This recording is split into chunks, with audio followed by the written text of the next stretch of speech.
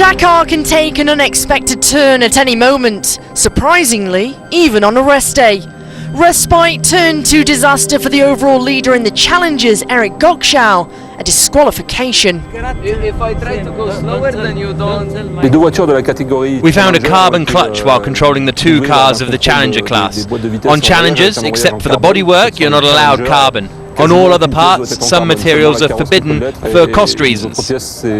It does give us an advantage in terms of reliability, not really for performance, but for reliability it's a plus. And generally, technical non-conformation is sanctioned by disqualification. The clutch of the 302 car was found not to be compliant with the FIA rules. An immediate disqualification from the competition was the penalty, along with his uncle Michał for the same violation. I saw Eric last night and he was in tears, and that really hurt because there's nothing to be said about the talent of the driver, and seeing the leader leave the race on such a situation, it's really heartbreaking. Emotions are always pretty high in those moments, but later I don't believe that they won't understand the situation.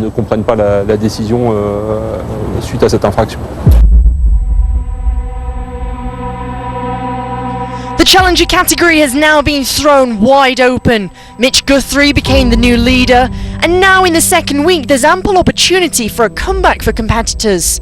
A stage consisting of canyon mazes and navigation difficulties. If you're good on this terrain, then you'll thrive, barring any mishaps. Argentinian duo Nico and Valle made their imprint early in the special, leading at kilometre 134, then trailing by 7 seconds at the next waypoint. Major problems for the 312 buggy meant they tumbled down the standings. Sitting patient but remaining consistent in week 1 has been two-time title winner Austin Jones, leading at kilometre 173. The 27-year-old, who was raised in the Arizona and Sonora desert, held the number 1 position for 200 kilometres until disaster struck. Dreaming of competing in the Dakar as well as Le Mans 24 hours since he was a little boy, French Telecom's business manager Christophe Cresp has achieved 2 of his lifelong aspirations, and he's finished both. An impressive performance today to boot for the Frenchman.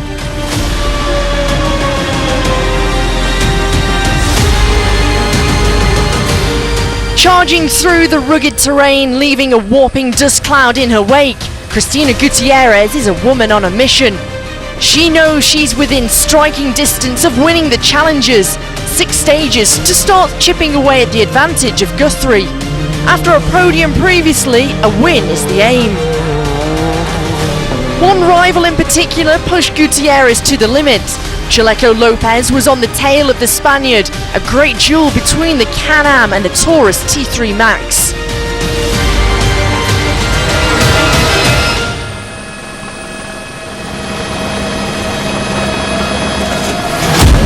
Pride on home soil. Taking the lead at kilometre 90 was Saudi Salah Al Saif. The man who hails from Hail won the stage back in 2021, but was looking for more success in his Green G rally. Trailing by 3 seconds to then leader Javier Glasso at waypoint 134, he ended up 3rd. Rocket Rokas Bachuska got his week 2 off to a great start in his Can-Am buggy. A late charge from the 24-year-old brought him up to 2nd, just over 5 minutes off the winner. But it was a tug of war for the stage victory between the 2 Americans for a good chunk of today's special. But at kilometre 427, it was Guthrie who managed to get the upper hand on Austin Jones. Stage win number 3 of this year's Dakar for Guthrie. A couple times where we did a couple circles, but overall it was good. Got in the lead of the T3s and then kind of just stayed there, had no problems all day, and it was nice to have clean air in front of us so me and Kellen could finally have some time to navigate, and no dust today, so it was really nice. Mitch Guthrie takes win number 3 here in the 2024 Dakar. A great performance from David Ziller in 5th, with Paul Spearings rounding out the top 10. The leader in the overall classification is Guthrie. He leads by just under 34 minutes to Gutierrez, with the Chilean Chaleco in 3rd. 2 Saudis sit in the top 10.